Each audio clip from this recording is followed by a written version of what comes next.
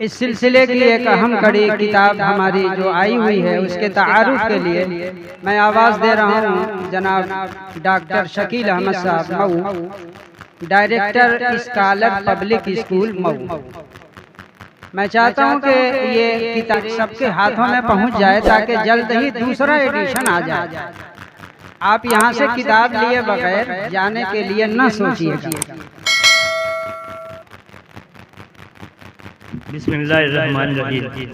صدر محترم، شانشین تشریف فرما حضرات علماء کرام، سامنے تشریف فرما فضلائے دیوبند، علماء کرام، مدارس کے اساتذہ اور ذمہ داران حضرات اور محترم سامعین، دیوبند کی یادیں مولانا انصار معروفی صاحب کی 4 سالہ دیوبند میں قیام کی یاد پہ مشتمل ہے، لیکن وہ صرف یاد نہیں ہے۔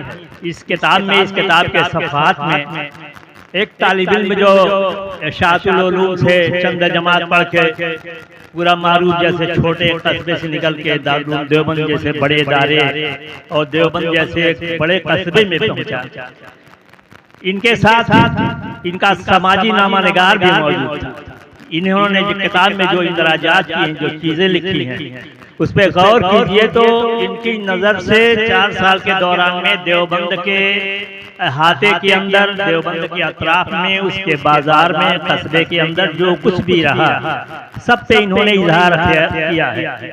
دیوبند کے لوگوں کا پہناوا، دیوبند کے لوگوں کی زبان، دیوبند کے لوگوں کا ملنا ملانا، ان کی نظافت، ان کی صفائی ستھرائی، لباس کے معاملے میں ان کی بہت زیادہ نفاست، ان کی دکانوں پہ جو نفاست اور تزئین تھی، سب پہ مولانا انصار معروفی صاحب کی نظر گئی۔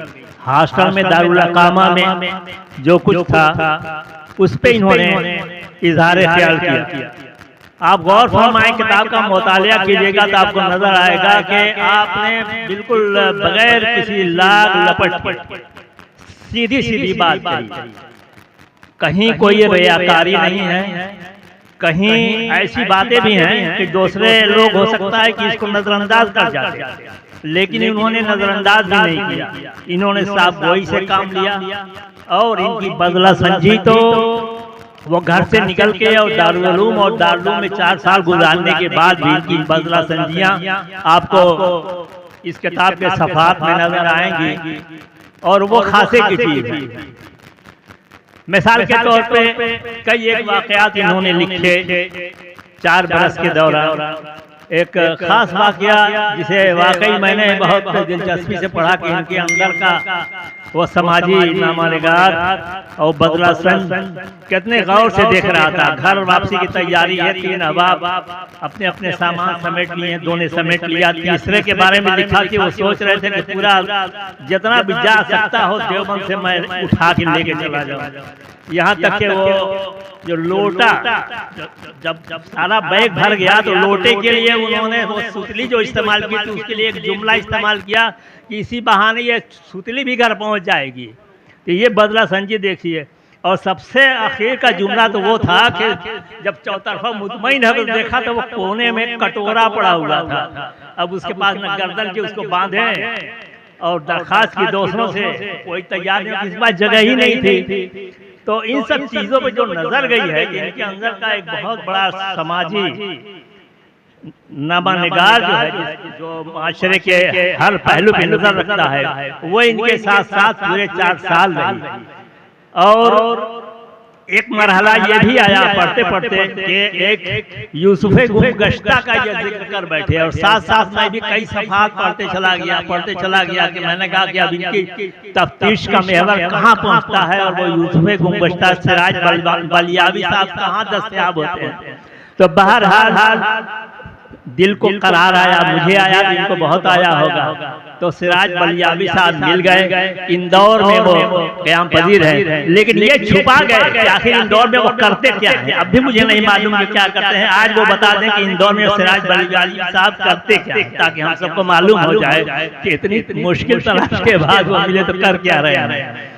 ان سب کے بعد ساتھ محترم حضرات، میں اس صاحب گوئی کے لیے میں مولانا انصار معروف صاحب کو داد دوں گا کہ انہوں نے کہا کہ بہت موقع تھا اساتذہ کرام کو دوسرے لوگ جو ہے خدمت کرتے تھے، بڑی صاحب گوئی سے کام لیا کہ وہ خدمت میں نہیں کر سکا بہت زیادہ، لیکن بے ادبی بھی نہیں تھی۔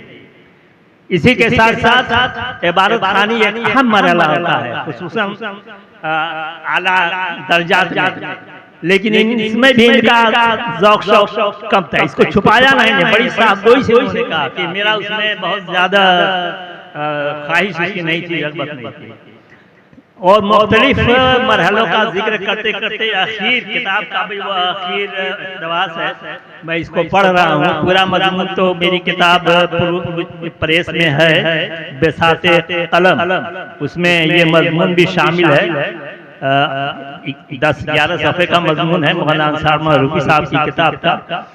اور اس کتاب میں ایک کتاب ہے مولانا عبید اقبال عاصم صاحب، ان کی دیوبند تہذیب و تاریخ کی آئین ہے، اس پہ میں نے پہلے مضمون رکھا تھا، تب تک ان کی کتاب مل گئی تو میں نے درخواست کر کے ان سے مانگا، اور اسی مضمون کے فوراً بعد وہ نسبت تھی دیوبند سے تو میں نے اس کو لگا دیا ہے۔ تو میں آپ حضرات کے گوش گزار کرنا چاہتا ہوں آخری اقتباس۔ آپ غور کیجئے کہ مولانا انصار معروفی صاحب اتنی ساری بزلہ سنجیوں کے باوجود کتنے حساس الفاظ میں اپنا یہ تاثر پیش کر رہے ہیں۔ پڑھنے کے زمانے میں کوئی طالب علم کسی دوسرے طالب علم کے بارے میں یہ پیش گوئی نہیں کر سکتا ہے کہ دارالعلوم چھوڑنے کے بعد وہ دین اور امت کے لیے کتنا نفع بخش اور کارآمد ہوگا۔ اللہ تعالیٰ اس عالم سے کیسا کام لیں گے، اور بظاہر غبی نظر آنے والا وہ طالب علم اساتذہ کی خدمت اور ان کو دعاؤں سے کتنی ترقی کرے گا اور کتنی آگے جائے گا۔ تعلیم حاصل کرنے کے دور میں بہت محنتی اور ذہین طالب علم جسے علم کا غرور اور مزاج میں اپنی تعلی ہو کے رفتہ رفتہ اساتذہ کا گستاخ بن جائے اور اس میں تکبر پیدا ہو جائے، وہ کس کروٹ بیٹھے گا اور اساتذہ کرام کے دل برداشتہ ہونے کے رد عمل میں امت کے حق میں وہ کتنا مضر ثابت ہوگا اور اس سے کتنا فتنہ برپا ہوگا۔ صفحہ 194۔ انہی اقتباس کے ساتھ میں ایک بار پھر مولانا انصار معروفی صاحب کو مبارکباد دیتا ہوں۔ 7 منٹ میں نے بات کہہ لی، بس آخری بات یہ کہہ دوں کہ اس کتاب کو پڑھتے وقت بہت اجنبیت اس لیے نہیں رہی کہ 5 اپریل 1999 اور 22 جون 2023 میں 2 بار میں دیوبند جا چکا، صبح گیا شام میں آیا تو وہاں کے بازار اور پورے دارالعلوم دیکھا، اس لیے کتاب پڑھتے ہوئے بہت اچھا لگا۔ شکریہ، بہت بہت شکریہ۔